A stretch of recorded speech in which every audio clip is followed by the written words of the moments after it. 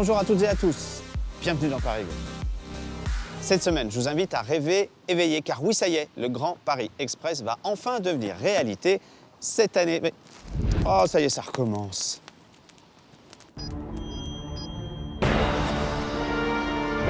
Nous vous avons donné 6 ans et des millions de dollars pour un résultat inexistant. Pourquoi ça changerait maintenant? Tu n'as pas idée de ce qui va venir. Votre structure biophysique est en pleine mutation. Vous allez percer le voyage transdimensionnel. Ça va chauffer. Ce que vous avez créé ici est monumental. Vous êtes prêts à kiffer maintenant?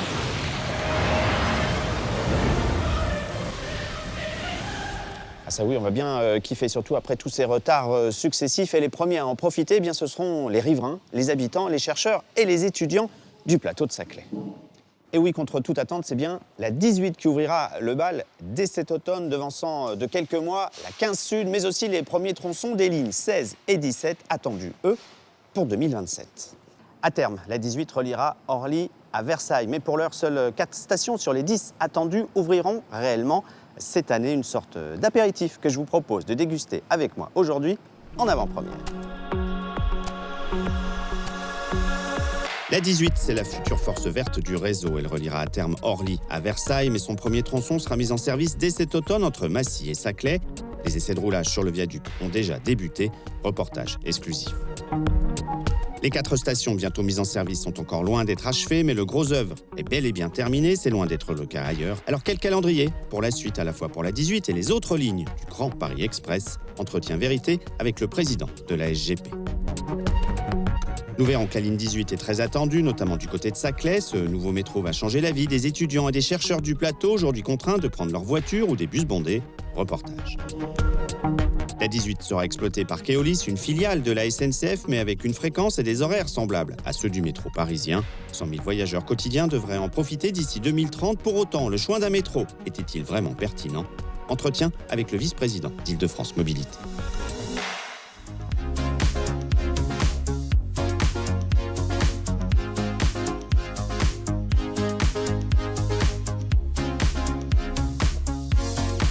Relier Massy à l'université de Paris-Saclay en moins de 10 minutes chrono. Et à bord de ce métro ultramoderne, ce sera bientôt une réalité. L'heure est au dernier réglage à la fois sur le viaduc, mais aussi au cœur du futur centre de commandement de la ligne. Reportage en coulisses signé Isabelle Dupont et Meila Mendy. Sur le viaduc, au-dessus de la circulation, un train trace sa route. Depuis mi-décembre, la ligne 18 du Grand Paris Express est dans sa dernière ligne droite, la phase des essais. 4 rames ont déjà été livrées sur les 10 prévus. Ces trains, tout neufs, sont testés. D'abord en conduite manuelle, puis en automatique, à petite, puis à grande vitesse. Il faut s'assurer de la robustesse du système, montrer qu'il peut fonctionner 24 heures sur 24, montrer que les trains peuvent fonctionner ensemble. On va tester ça sur la durée, de façon à pouvoir remettre à la fin du mois de juillet à l'exploitant un train qui soit complètement opérationnel. Pendant 2 mois, ensuite, l'exploitant va lui-même gérer le dispositif jusqu'à la mise en service au mois d'octobre. 9 mois avant cette mise en service du premier tronçon, c'est encore très calme au poste de commande centralisé. Cette salle, située à Palaiseau, va superviser à la fois le trafic, les gares et les équipements de la ligne 18. Cette salle, elle est prête à fonctionner. J'ai des collègues qui sont déjà à pied d'œuvre sur la ligne. Et puis, tout ça va continuer à se mettre en mouvement jusqu'à un fonctionnement nominal en octobre 2026. Et si les essais viennent de débuter, les gares, elles, sont quasi terminées. Sur ce premier tronçon, de Saclay à Massy, cela fait 4 gares. 3 en extérieur sur le viaduc, une en souterrain à Massy, qui sera aussi un important pôle de correspondance avec RER et TGV. Tous les gros travaux ici sont finis. Les escalators sont posés, les ascenseurs sont posés. Et on est maintenant dans une phase de finition. Il y a beaucoup de petites choses à faire, mais c'est quand même très rapide. Donc nous tiendrons le délai pour que ce soit fini en avril. Sur les gares aériennes, les 3 autres, les travaux sont un petit peu plus avancés. La fin des travaux est prévue plutôt pour février. Un compte à rebours avant l'ouverture d'une toute nouvelle ligne de métro, du jamais vu depuis 28 ans.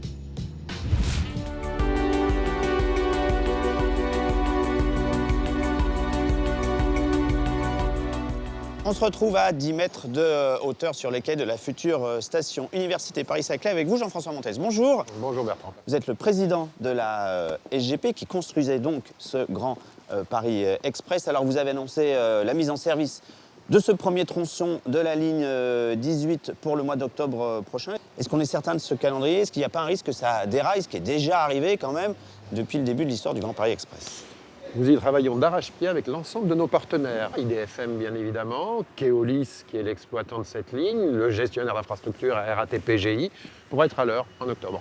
Alors cette ouverture, elle sera, de la 18 sera partielle, puisqu'il y a seulement 4 stations sur les 10 qui sont prévues, qui vont ouvrir au mois d'octobre prochain. Les autres tronçons, c'est donc en direction d'Orly d'un côté et de Versailles de l'autre. C'est prévu pour 2027 et 2030. On est toujours dans ce calendrier. Concrètement, où en sont les travaux sur ces deux tronçons? Les travaux se poursuivent d'arrache-pied. Sur la partie est, on en est aux aménagements des gares. On travaille sur l'ensemble des sujets qui préludent à la mise en service. Sur la partie ouest, il y a un tunnelier qui est en train de creuser. Il a même déjà fait la moitié de son parcours jusqu'à Versailles, 4 km déjà. Il avance bien. Donc on est en ligne avec notre calendrier. Alors à la base, c'est la 15 Sud qui devait ouvrir le bal du Grand Paris Express. Ça sera donc la 18 dès cet automne. C'était pas vraiment prévu comme ça à l'origine. Cette ligne, elle aura un métro au gabarit assez réduit, une fréquentation assez limitée, 100 000 voyageurs par jour une fois qu'elle sera à son maximum. Est-ce que vous rêviez pas d'une autre vitrine pour le lancement du Grand Paris Express? C'est une vitrine extraordinaire pour le lancement du Grand Paris Express. Ce qui se passe sur ce plateau, c'est un événement qui est d'envergure nationale en réalité. C'est un métro dont je rappelle que, quelle que soit sa taille, en tout cas, il a des capacités de desserte qui sont remarquables puisqu'il est automatique, il roule à une vitesse de pointe de 110 km/h, vitesse moyenne de 60 km/h. Donc sa capacité d'emport est très importante. Venons-en à 2027, après l'apéritif de 2026, il y aura 4 tronçons qui vont ouvrir.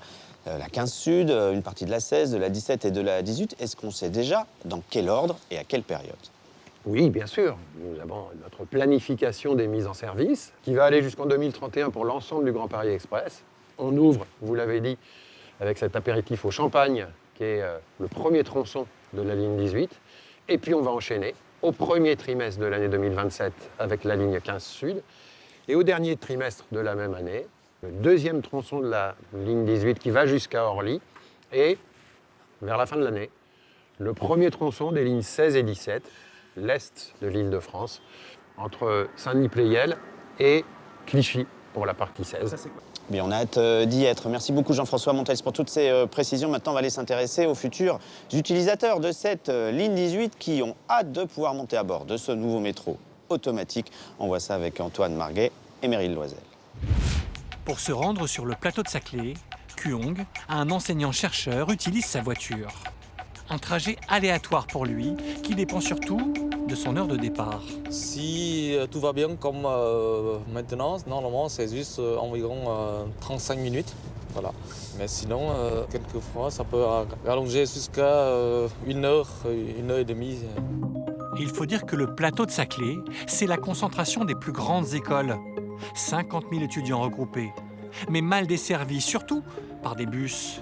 Alors forcément ici, tout le monde attend avec impatience le métro, la ligne 18, en fin d'année. Ça me permettrait de beaucoup raccourcir mon trajet. Avec le métro, ce sera beaucoup plus rapide, beaucoup plus pratique, on pourra le prendre tout le temps.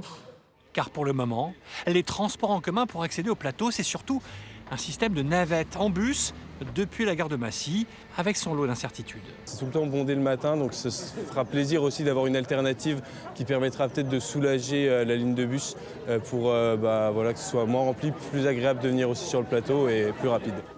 Une ligne 18 avec pas moins de 3 gares sur le plateau de Saclay, histoire d'irriguer le plus grand campus scientifique de France. Et à terme, en 2030, la 18 reliera Orly à Versailles, une petite révolution. Ça va être d'abord le matin pour venir travailler Massy-Palaiseau, le TGV, le métro, le RER, pour monter sur le plateau. Ensuite, ce sera Orly, et donc tous les professeurs internationaux qui peuvent venir travailler ici. Ça va être Versailles, un lieu de vie évidemment important. Car à Versailles aussi, la 18 est attendue. En 2030, elle permettra de relier la Cité Royale à Orly, mais surtout de désenclaver le quartier de Satori, littéralement coupé du centre-ville par la Nationale 12. Grâce à la ligne 18, Versailles aura son métro, un métro intérieur à la ville, mais aussi qui permet le développement de ce grand projet d'État qui est celui du quartier de Satori. Dans 4 ans, la 18 devrait transporter 60 000 passagers par jour. Et déjà, certains rêvent à un prolongement de la ligne jusqu'à la Défense.